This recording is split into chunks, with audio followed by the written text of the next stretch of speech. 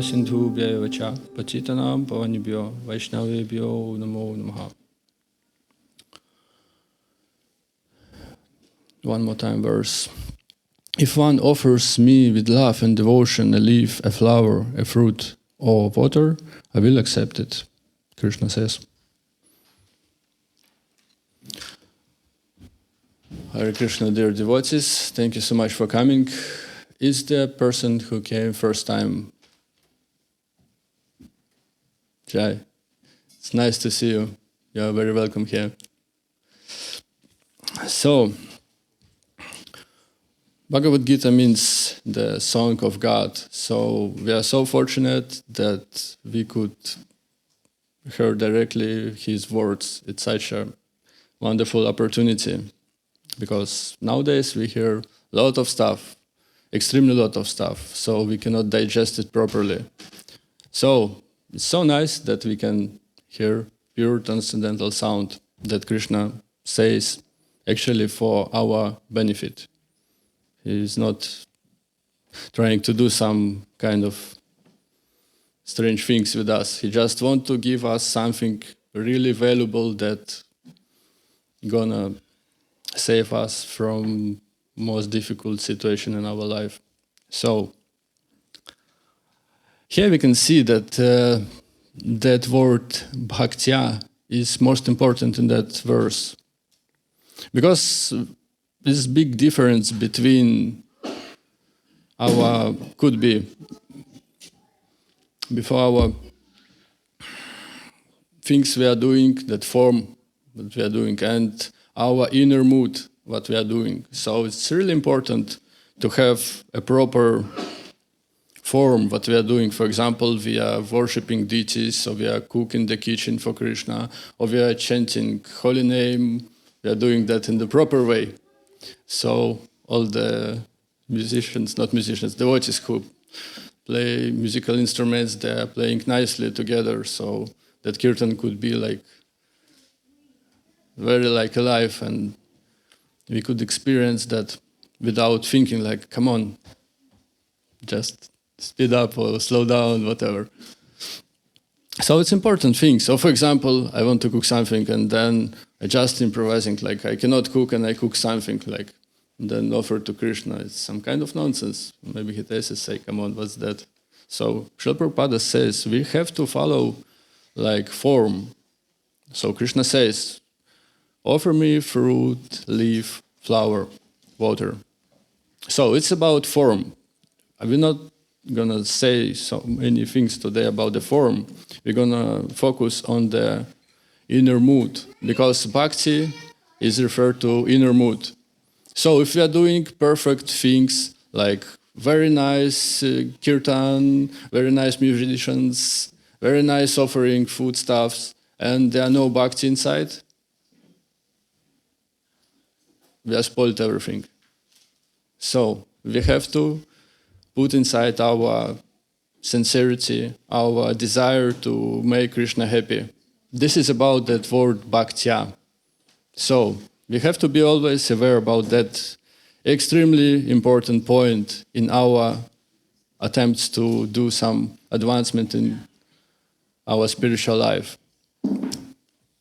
Because this is the key for the all spiritual practice. We have to do this from our heart. This is most important thing. Because nowadays we are like seeing in internet, for example, and there are some bloggers and they try to show their life like, I'm like such a nice person, I'm so like happy, whatever, I'm such a rich person, I have such a nice car, such a wonderful private life, whatever. So, and we can think that it's most important thing. No. Actually, if everything is nice on the external level and nothing inside, is spoiled. So they have to understand that it's about consciousness. Our movement calls Krishna consciousness movement. So it's about consciousness. It's most important thing, and we have to understand it. This is the key for our success, because we could do like life after life, nice external things. If there are no sincerity inside, no result. Krishna says, bhaktya. So, it's the most important thing. We have to understand that. For example, in Vrindavan, there are one very famous temple.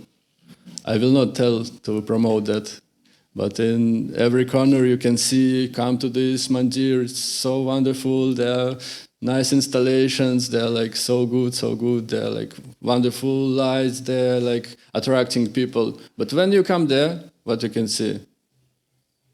There are no bhakti inside. It's just the walls. And it's feeling that you come to graveyard. For example, there's another temple very close, and it's not so like promoted, but all the people, they come there. Why? Because they're bhakti. You enter there, you can feel it. You can sing kirtan. They're bhakti. You can see this is offering with such a love. And you can feel that mood of devotees who is inside there. They're doing bhakti. And Krishna, he is very expert in feeling because he is inside of each and every human being heart, like Paramatma aspect. He knows everything what is inside our heart. So it's not possible to cheat him. There was a story in Mahabharata. It's actually we are reading today Bhagavad Gita is a part of Mahabharata. It's a big scripture about Krishna's pastime and his devotees. And there was Duryodhana. He was in the role of kind of demon who tried to make big troubles for devotees.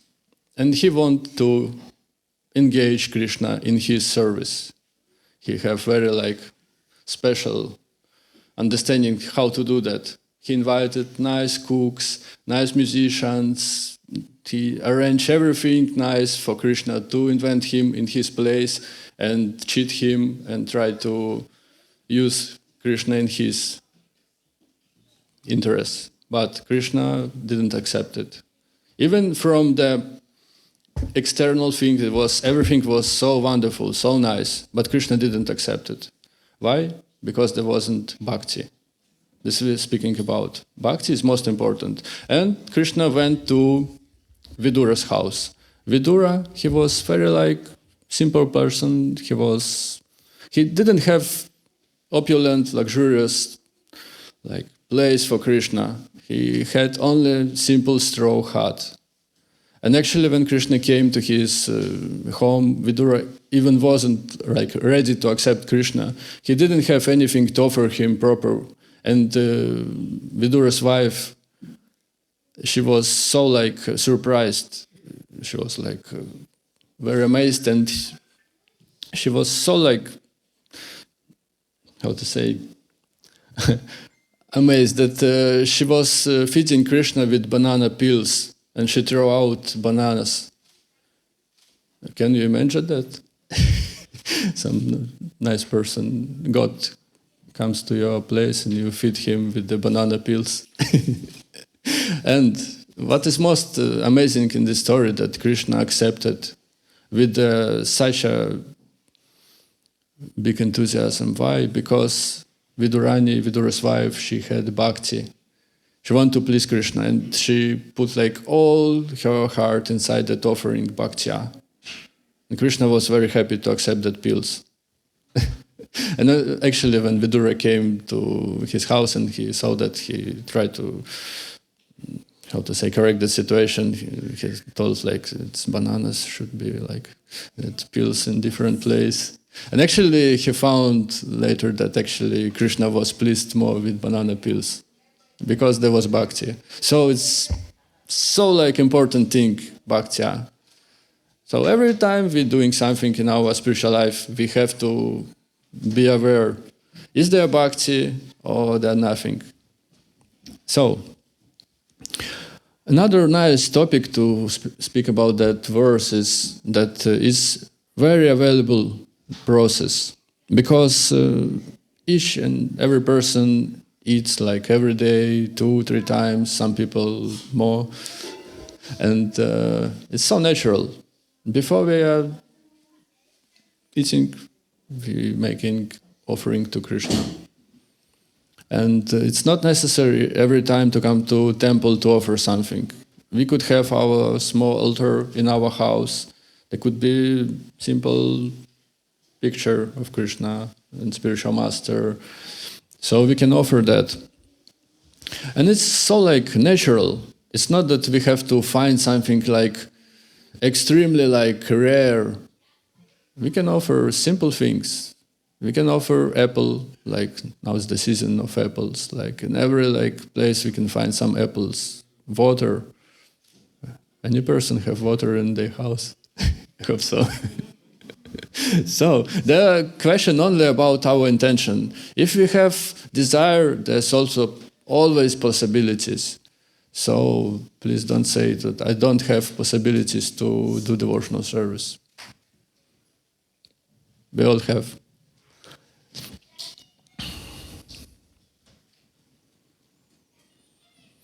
And another thing I want to say is about what means with that love, because bhakti is like kind of high level to say like, I may be asked like, come on, I don't have bhakti, I don't have love, so what should I do? Nothing. And in beginning studies that bhakti could be like understandable that actually I try to not put like my sentiments like, oh, Krishna, but I just try to be focused. It's a beginning. Just try to remember about Krishna and think, okay, I'm doing it for him. For example, I'm going to work like every day. Before work, I'm thinking like, okay, I have to go work. I do it for Krishna. I try to get some money to maintain myself, to get some foodstuffs, to buy them in the shop. I'm going to shop, get something. I think, okay, I will offer that to Krishna. Should I get some garlic? No. Krishna don't eat garlic. Should I get some onion? No. No onion. Krishna don't like onion. So I try to find what Krishna likes. Very simple. No meat, no eggs, no fish.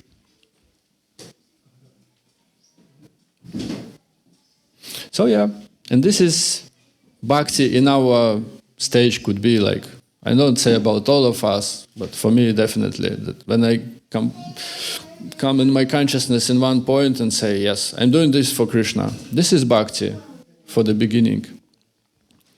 So then after I'm going to kitchen, I'm cooking, I remember about Krishna. It's already bhakti. When I consciously doing this for Krishna.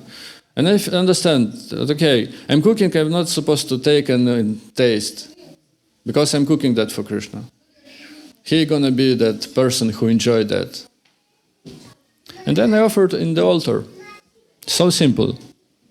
It's not that in previous yugas, in previous ages, if one want to get some spiritual advancement, he have to go to Himalayas, sit in meditation in the cave, without like proper eating, proper sleeping, whatever, just have very strong austerity. Not. We're not able to such an austerity. So for us it's very simple. You want to eat, just offer that to Krishna. You want to drink, offer that to Krishna. And it's such an easy process. And don't forget to put your feelings. Krishna, I want to please you. I'm such a strange person still. I want to do something for you. So yeah, actually Krishna, we have to understand who is Krishna, because he is a God. Because we can read that Krishna is a childhood boy in like Vrindavan, and like it's from one side is yes, it's correct understanding, but we have to remember that Krishna is Supreme Personality of Godhead. And what does it mean? It means that he is proprietor of everything around us. So it means, what does it mean? It means that everything belongs to him. And actually, I am offering his things to him. It's not that I am very like mercifully try to give him my money. No, actually, nothing is mine. Because if something could be taken away from me, it's not mine. So what is mine is my intention to please Krishna. No one can take it away from me. All other things actually is his property, and we're just renting from him. We are renting our house, our car, our body. So it's not our property, it's his property. So if it's his property, it should be serving him. This is the correct understanding. And actually, to be honest, Krishna have so many goddess of fortune. And you can imagine Lakshmi or goddess of fortune. They're like she or they, whatever. It's such a special persons. Lakshmi could please Krishna really, because she knows how to do that. She has all abilities. And here I am with my small water for Krishna. Krishna don't need that water, actually. But by his mercy, he is give that opportunity to us, that we could offer that water to him. And actually it's not for his benefit, it's for our benefit, that we could elevate our consciousness and get out from this material world. That is not a place for gentlemen, Srila Prabhupada say, because there are like so many sufferings. There are like Adidaivika, Adibhautika, and so on. So many sufferings. Old age, sicknesses, death. It's not a place for gentlemen. So we have to grow up in our consciousness and get out from here. This is the proper goal of life. To achieve that bhakti, that consciousness, Krishna consciousness. And it means about, I'm not enjoying myself here. I try to connect my consciousness with the Krishna and serve him with pure intention to please him.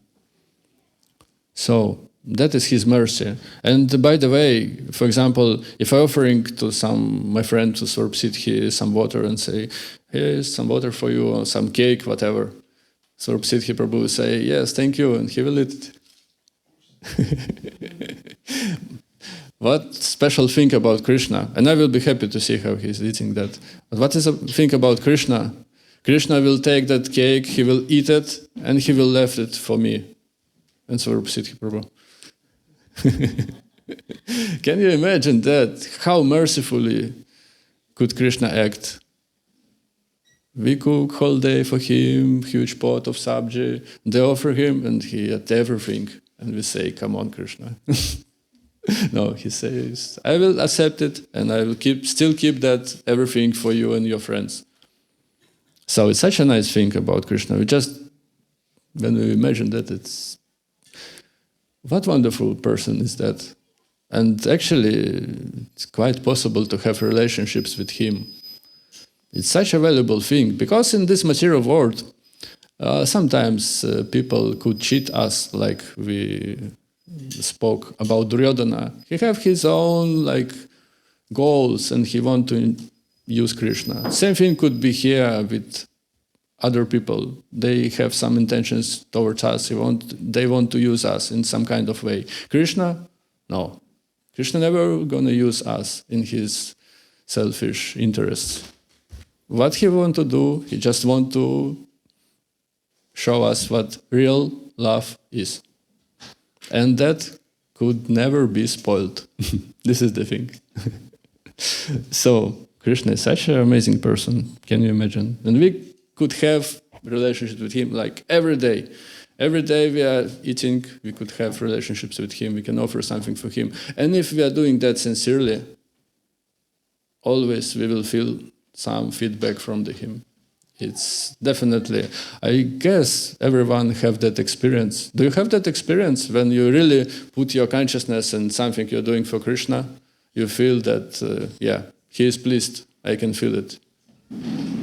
Have you ever had that experience? Oh, there are some people. I guess you have all of you, but you're just trying to say about that. Yeah, okay.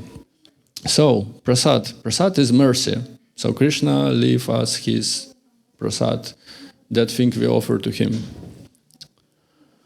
And actually I want to mention about preaching, because Srila Prabhupada very often says that preaching is the essence of our movement. And connected with today's verse, distributing some prasadam is also preaching. So we have wonderful project of Govinda's restaurant. It's such a wonderful thing that we cook nice foodstuffs, we offer that to Krishna, and then we share that with other people. Some people from the street, they just going down the street, they say, I want to eat something. And they come to Govinda's and they get in touch with Krishna. They taste something, they say, wow, it's so nice. It's so nice, samosa or pakora or whatever.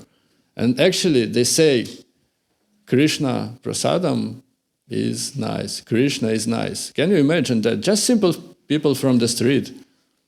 And actually that is first step in their spiritual life. This is the way how we are planting the seeds here and there. After that, maybe that person, he will hear Harinam on the street when we are chanting Hare Krishna. And he will stop and say, yes, I can remember that guys. And maybe next time he will meet some nice person with the books in the street. And he will be ready. In that actions, he will have that agyata sukriti or pious activities that could allow him to take that book and read it. And maybe next Sunday he will come here and say, yes, the nice guys here, the nice chanting, the nice food stuff. And those, step by step, he will advance in Krishna consciousness. Actually, this is the so nice way to preach, because all the people like nice food stuff. Maybe not all the people like to read books, but all the people like to have some nice sweets or whatever. So, but still, we have to refresh our consciousness every day. We have to read Bhagavad Gita and Srimad Bhagavatam. We have to hear some classes about Krishna consciousness. Because this is how that's worked, that all around us, material energies, and they attract us, and they try to give us some weird way of thinking about that life. So we have to enjoy, just enjoy, just do what you want, and you're gonna be happy. It's complete nonsense. No one could be happy by that actions. Actually, one could be happy only in the way of bhakti, when he tried to please Krishna, doing something for Krishna consciousness, try to have some relationships with him. So, this is most important thing. If we have some time during the day when we're doing something for Krishna, maybe we are going to Harinama or whatever, we are chanting japa or we are offering our food to Krishna. We have to be very focused, at least for that short time during the day. I have 24 hours in the day. So I could spend 2 hours chanting my japa and completely forget about everything else. Just concentrate my consciousness here and now, that I'm doing that for Krishna. I'm chanting his holy name for him, or I'm offering that food to him. I put my heart inside. I say yeah, Krishna, this is for you. Please accept it. And this is a very important point. Just try to be focused during at least 2 hours in a day, at least 1 hour a day, 15 minutes a day. Just forget everything about, just be here now, doing it with bhakti. That's gonna be success in your life. Try to feel that moment, and definitely you're gonna feel response from the Krishna. If you are doing something for him with your heart, definitely he will show you that he is pleased, and you're gonna very like that feeling. So,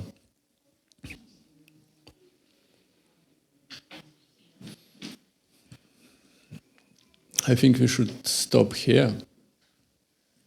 And I'm very grateful to you that there was possibility to speak with you about Krishna. It's really wonderful. And Swarup Siddhi Prabhu now will tell us something about next step in our Sunday program. Hare Krishna. Shrimad Bhagavad Gita ki jai. Srila Prabhupada ki jai. Krishna Prasadam ki jai.